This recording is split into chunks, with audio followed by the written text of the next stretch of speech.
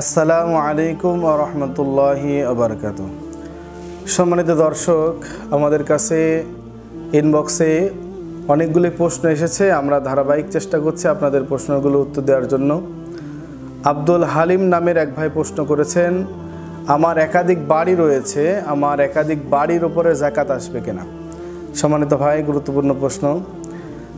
আপনার একাধিক বাড়ি থাকলে বাড়ির যে বানাতে যে আপনার খরচ হয়েছে ওর ওপর যাকাত আসবে না। বাড়ির যে ভাড়াটা আপনার আসে সেই ভাড়াটা যদি যাকাতের নেশাব সমপরিমাণ হয় তাহলে তার উপর যাকাত আসবে, বাড়ির ওপর যাকাত আসবে না। বাড়ির ভাড়ার ওপরে যদি সেটা যাকাতের নেশাব পরিমাণ হয় তাহলে তার উপর যাকাত আসবে। 2 নম্বরে মোসাম্মদ আমেনা খাতুন এক বোন প্রশ্ন করেছেন, আমার আব্বা রোজা রাখা অবস্থায় হঠাৎ অসুস্থ হয়ে পড়েছেন, এখন আমার করণীয় কি? সম্মানিত বোন, এটা আমাদের অনেকের পরিবারে হয়ে থাকে। রোজা রাখা অবস্থায় রোজার মাসে হঠাৎ অসুস্থ হয়ে পড়েছেন। প্রাথমিক এখানে 2টা উত্তর। 1 নম্বর হচ্ছে যে এমন অসুস্থ রোজা রাখতে পারছেন না, তাহলে রোজা রাখবেন না, না রেখে প্রত্যেকটা রোজার বিনিময়ে ফিদিয়া আদায় করবেন, অর্থাৎ সদকাতুল ফিতির একটা ফিতরা সমপরিমাণ অর্থ যারা পাবার উপযুক্ত তাদেরকে প্রদান করবেন। পরবর্তীতে তিনি যখন আবার সুস্থ হবেন তখন আবার তিনি সুস্থ হওয়ার পরে আবার রোজাটা তিনি আবার আদায় করে দিবেন। এরপরে ইমতিয়াজ নামের এক ভাই প্রশ্ন করেছেন, সেহরি না খেলে রোজার কোনো সমস্যা হবে কিনা? সম্মানিত ভাই, সেহরি খাওয়া এটা হচ্ছে মুস্তাহাব।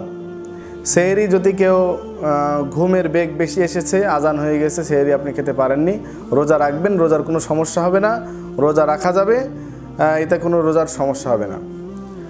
আশিক নামের এক ভাই প্রশ্ন করেছেন, রোজা রাখা অবস্থায় ইনহেলার ব্যবহার করা যাবে কিনা? না সম্মানিত ভাই, রোজা রাখা অবস্থায় ইনহেলার এটা ব্যবহার করা যাবে না। রোজা রাখা অবস্থায় যদি কেউ ইনহেলার ব্যবহার করে তাহলে তার রোজা ভেঙে যাবে।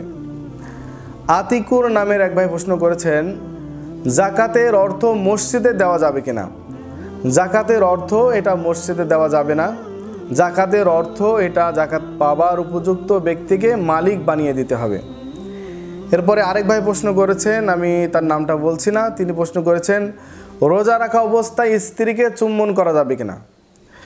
সম্মানিত দিনী ভাই, রোজা রাখা অবস্থায় স্ত্রীকে চুম্বন করা যাবে, কিন্তু যদি আপনি নতুন বিয়ে করে থাকেন তাহলে এই ধরনের কাজ না করা ভালো।